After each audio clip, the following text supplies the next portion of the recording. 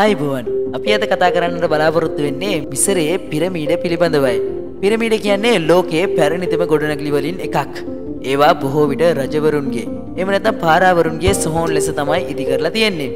පිරමීඩය කියන්නේ මොකක්ද? පිරමීඩය කියන්නේ පියවරින් පියවර ඉහළට යන විට කුඩා වන ආකාරයට නිමවන ලද ගොඩනැගිල්ලක්.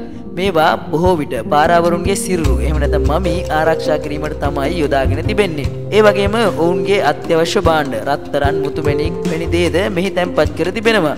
විශාලම පිරමීඩය ලෙස සැලකෙන්නේ Great Pyramid of Giza යන පිරමීඩයයි. ක්‍රිස්තු පූර්ව 2550 දී පමණ පාරාව කූෆු වෙනුවෙන් ඉදි කරන ලද මෙය ගීසා සානුවේ ඇති පිරමීඩ තුනෙන් පැරණිතම සහ විශාලතම පිරමීඩ ලෙස තමයි සැලකෙන්නේ.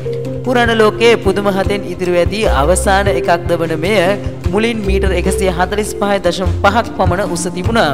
එය කුෆුගේ සොහොන ලෙස පැවති අතර වසර 3800ක් තිස්සේ ලෝකයේ උසම ගොඩනැගිල්ල ලෙසත් සැලකෙනවා.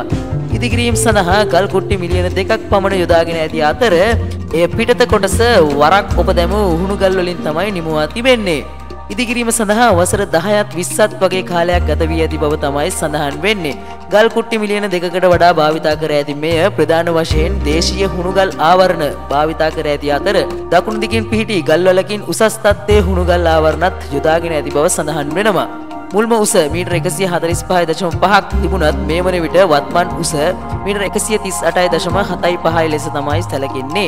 පාදම කොටස වර්ග අඩි 5,62,500කින් යුක්තයි. පිරමීඩයේ කුටි තුනක් වන අතර රජුගේ කුටිය, රැජිනගේ කුටිය සහ අභ්‍යන්තර භූගත කුටියක්ද තුලත් වෙනවා. රජුගේ කුටියේ කුෆුගේ දේහය පවතින බවත් සඳහන් වෙනවා. පිරමීඩය ඉදිකර ඇත්තේ වහලුන් නොව දක්ෂ වැටුප් ලබන කම්කරුවන්ගේ ශ්‍රමය විසින් බව තමයි පුළුල් ලෙස විශ්වාස කෙරෙන්නේ. දෙවන්ත ගල් කුට්ටි රැගෙන යාමට ඔවුන් විශාල ශ්‍රමයක් යොදා ඇති බවත් සඳහන් වෙනවා. එය පුරාණ ලෝකයේ ඉතිරි ඇති අවසාන ආශිර්වාදයද වන මෙය පුරාණ මේම්සි ප්‍රදේශයේ යුනෙස්කෝ ලෝක උරුම අඩවියේ තමයි පිහිටා තිබෙන්නේ.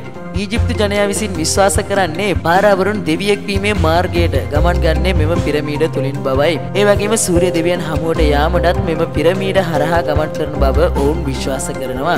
පිරමීඩවල බාහිර උෂ්ණත්වය සෙල්සියස් අංශක 40ත් 50ත් වන අතර අභ්‍යන්තර නිශ්චිතවම උෂ්ණත්වය සෙල්සියස් අංශක 20ත් 22ත් අතර රැඳී තිබෙනවා.